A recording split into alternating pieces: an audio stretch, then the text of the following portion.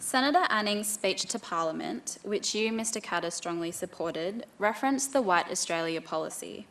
But Senator Katter, your own grandfather, a Lebanese immigrant, would not have been allowed to migrate to Australia with your current beliefs. Please explain. Bob Katter.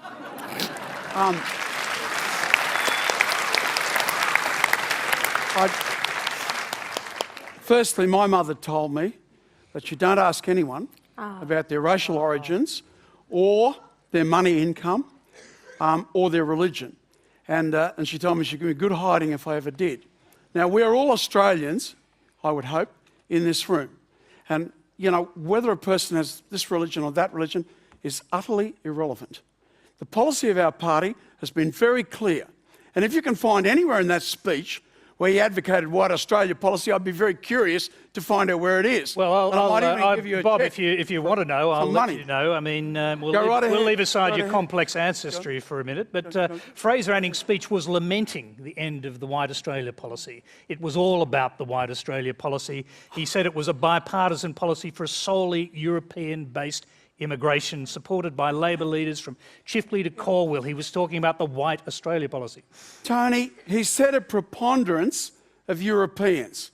Now, if you want to be technical, preponderance means a majority. Now, surely the people of European descent have the right to be able to maintain.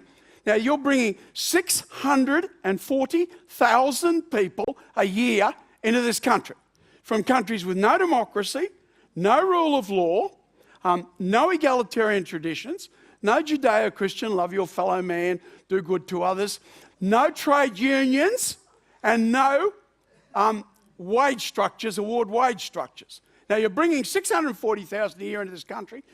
The ACTU, in a magnificent report that they commissioned, said that 1 out of every 2 jobs created since 2013 has gone to a temporary visa holder. There's 640,000 people coming in, 200,000 school leavers. That's 840,000 people chasing 200,000 jobs. Okay, Bob. The country must go bankrupt. Time's up. Time's up on that. Time's up. Just before we move on, people who've known you for a very long time were shocked to hear you give 1,000% support to a speech that talked about a final solution in the context of Muslim immigration. Can you explain why you gave 1,000% support to a speech that talked about a final solution?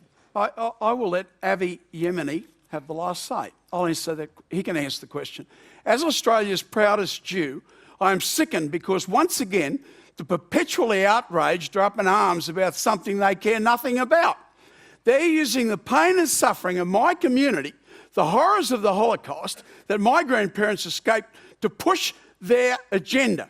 Many of those that are pushing that narrative hate Jews. In fact, the Islamic Council, etc., etc.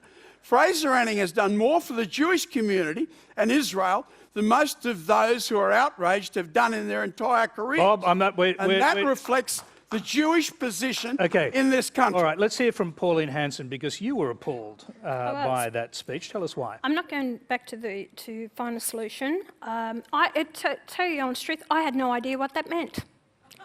So that was a please explain moment. So anyway.